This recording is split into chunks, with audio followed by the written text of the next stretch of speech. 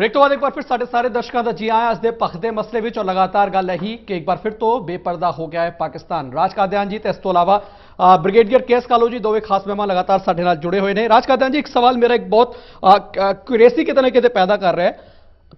सबूत कई बारी साडे कोल आए ने, एनआईए कोल पहला वाले सबूत भी हैगे, एनआईए कोल जड़ा खुद एनआईए जड़ी पठानकोट हमले की जांच कर रही हैगी वो भी सबूत हैगे। इंटरनेशनल लेवल ते गलबात दी जड़ी हुण चर्चावां चल रही ने, पाकिस्तान के अंदर कश्मीर नूं लैके चर्चा कहनी है, लेकिन हिंदुस्तान के अंदर पहला अतवाद नूं लैके आपां चर्चा करांगे। तुहानूं लगदा है कि उस मसले ते उस लेवल ते ए सारे सबूत रख के पाकिस्तान नाल गल करनी चाहिए कि पहले इस मसले ते गल करो उस तो बाद कश्मीर की गल करो? देखिए, ये जो अमेरिका ने अभी खबर दी है, इसका टाइमिंग इस बात से भी जुड़ा हो सकता है कि पाकिस्तान अपने 22 ऑनवॉयज अलग अलग देशों में भेज रहा है उनको बताने के लिए कि कश्मीर में ये एलिगेशन लगाने के लिए कि कश्मीर में भारत जो है वो ह्यूमन राइट्स की वॉयलेशन कर रहा है। वो लोग जो खासकर यूरोप के देश हैं, वेस्टर्न हेमिस्फीयर के हैं, वो तो सब आतंकवाद के शिकार हैं। पाकिस्तान पर यकीन वैसे भी नहीं करने वाले थे। इस खबर के बाद तो और भी कम यकीन करेंगे। इसका फायदा भारत को शायद हिंदुस्तान पाकिस्तान के रिश्तों के सुधार में नहीं होगा, लेकिन डिप्लोमेटिकली पाकिस्तान और अकेला पड़ जाएगा। अकेला तो पहले भी, अभी और पड़ जाएगा। जो नवाज शरीफ साहब की प्लान है कि यूनाइटेड नेशन में जाके वो और जोर लगाएंगे, ये 22 ऑनवॉय जो जब लोगों को मनाएंगे, उसमें कोई दम नहीं रहेगा। अब रही कश्मीर की समस्या, भारत के लिए अलगाववादी तत्व कोई नई चीज नहीं है।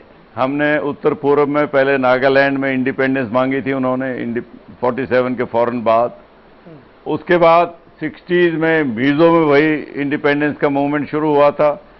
सरकार ने दोनों को बड़े अच्छे तरीके से सुलझा लिया है। मिजोरम तो सुलझ गया था 1986 में ही, नागालैंड भी सुलझने के काबिल है, लेकिन अभी जो उनकी डिमांड बची हुई है वो इंडिपेंडेंस की नहीं है।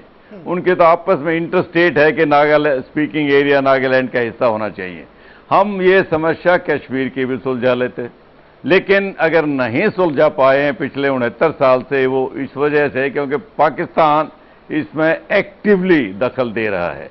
सिर्फ मॉरल और पॉलिटिकल और डिप्लोमेटिक सपोर्ट नहीं, जो नवाज शरीफ साहब ने कहा है वो तो मटेरियल सपोर्ट दे रहे हैं, पैसा दे रहे हैं, हथियार दे रहे हैं, एक्सप्लोसिव दे रहे हैं, जिहादी भी भेज रहे हैं। अभी अकबर अली हमने पकड़ा हुआ, वो क्या कर रहा था अंदवाड़ा में अगर जिहाद नहीं कर रहा था तो उनकी सपोर्ट की वजह से चल रहा है। जो हमारे अभी भारत सरकार की पॉलिसी बिल्कुल सही है। 52 दिन से ये प्रोटेस्ट मूवमेंट चल रहा है, 70 के करीब लोगों की हत्या हुई। हम सबको बड़ा दुख है। ये समस्या कश्मीर की नहीं है, पूरे भारत की है। अभी एक ऑल पार्टी डेलीगेशन जिसको होम मिनिस्टर जिसकी अगुवाई करेंगे वो 3 या 4 सितंबर को J&K में जाएगी। बड़ी खुशी की बात है कि सारी पार्टियां मिल के इसका हल ढूंढ रही हैं। ये पॉलिटिकल मुद्दा नहीं बल्कि नेशनल सिक्योरिटी का मुद्दा है और वो लोगों से बात करेंगे। लेकिन मेरी सलाह है कि जिससे भी आपको बात करनी हो, 2 रेड लाइन होनी चाहिए। नंबर 1, वायलेंस पहले छोड़ो। नंबर 2, बातचीत सिर्फ भारत की कॉन्स्टिट्यूशन के अंदर हो। धीरे धीरे लोग अब वहां भी तंग आ गए हैं। ना शिकारे वालों की बिजनेस चल रही है, ना होटल वालों की चल रही है, ना ही टैक्सी के ड्राइवर, उनको जॉब नहीं मिल रहा, टूरिस्ट नहीं जा रहे वहां पर। वो भी समझने लगेंगे कि ये जो सेपरेटिस्ट लीडर हैं, इनमें से किसी का बच्चा वहां पर पत्थर फेंकने में नहीं लगा हुआ। सब बाहर हैं, कोई दुबई में है, कोई साउथ अफ्रीका में है, कोई इंग्लैंड में है, कोई बेंगलोर में स्टडी कर रहा है, लेकिन दूसरों के बच्चे आगे भेजते जा रहे हैं। तो वो सवाल पूछेंगे इनसे भी धीरे धीरे कि भाई आप अगर इसकी अगुवाई कर रहे मूवमेंट के, तो आपके बच्चे कहाँ हैं? आप क्यों नहीं एग्जाम्पल दे के लीड कर रहे? वो वैसे अलग पड़ जाएंगे और कर्फ्यू हटा दिया गया है जो कि इंप्रूवमेंट की निशानी है।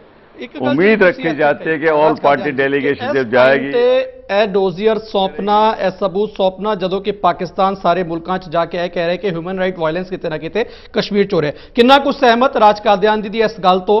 कालो साहब तुसी किन्ना कुछ इत्तेफाक रखते हो कि वाकई इस समा बिल्कुल ठीक सीगा डोजियर देन दा, ए सारे सबूत देन दा कि कश्मीर नूं लैके जिहड़ा एक राग अपना पाकिस्तान अलग तो गा रहा सीगा, ओनूं ठल पाएगी?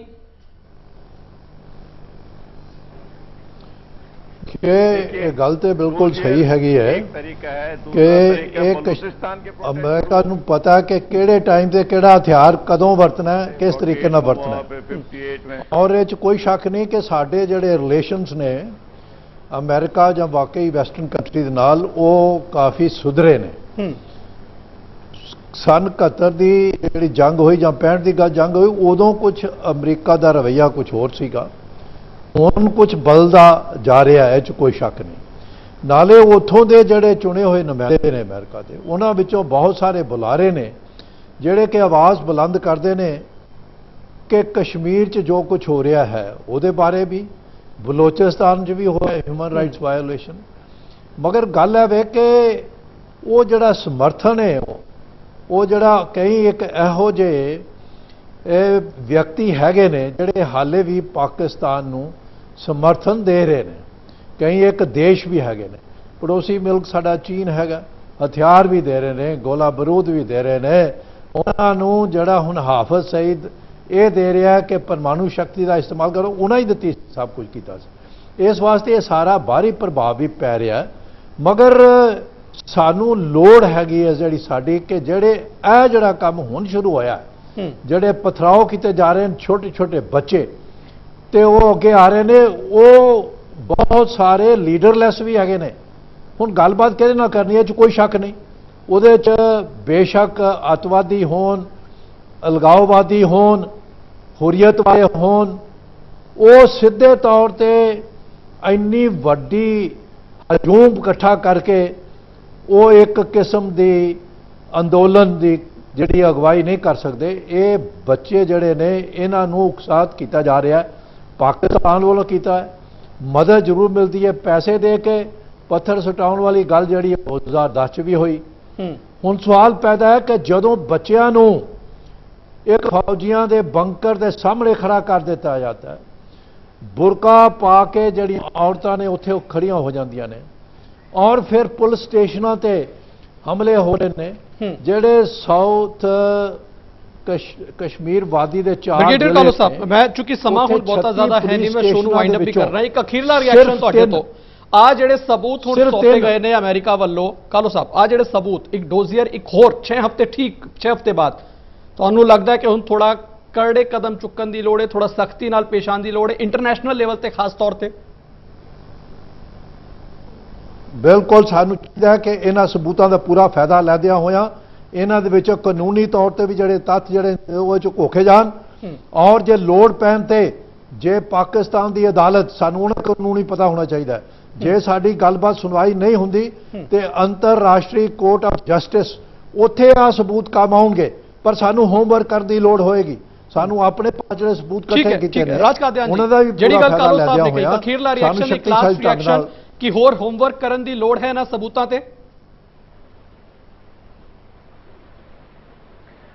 देखिए, होमवर्क में कोई कमी नहीं है, सारे सबूत हमने पहले भी दिए थे, अभी वो और पुख्ता हो गए क्योंकि अमेरिकन रिपोर्ट में बोला गया है। इसका फायदा जहां भी हम उठा सकते हैं, चाहे यूनाइटेड नेशन में जब पाकिस्तान रेज करता है तो हमें जवाब में इनका बोलना चाहिए, चाहे हम इंटरनेशनल कोर्ट ऑफ जस्टिस जो ब्रिगेडियर कालो साहब ने किया है हेग में, वहां पर इस्तेमाल कर सकते हैं। अभी पाकिस्तान की दुखती रग पकड़ी गई है बलूचिस्तान में। बलूच लोगों ने, बलूचिस्तान में तो बहुत साल से प्रोटेस्ट चल रहे थे, 2003 के बाद तो चल ही रहे हैं। अभी उन्होंने जर्मनी और इंग्लैंड में भी वो प्रोटेस्ट शुरू कर दिए। तो ये जो पाकिस्तान का दोहरापन है कि उनका आंगन तो साफ नहीं है, वो पड़ोसी को सलाह देते जा रहे हैं। अगर मैं पाकिस्तान को सलाह दूं, पहली बात तो ये नहीं पता पाकिस्तान में सलाह लेने वाला है कौन, प्रधानमंत्री जो सिर्फ इलेक्टेड प्रधानमंत्री हैं या पाकिस्तान की वो संस्थाएं जो सत्ता को चला रही हैं। वो मेरी सलाह यह है कि आपको इतिहास से सबक सीखना चाहिए। इतिहास कहता है कि आपने यही काम अपने ईस्ट पाकिस्तान में किया था। उनकी जो एस्पिरेशन थी उनको दबाया था मिलिट्री बूट के नीचे, और नतीजा क्या हुआ, पाकिस्तान के टुकड़े हो गए।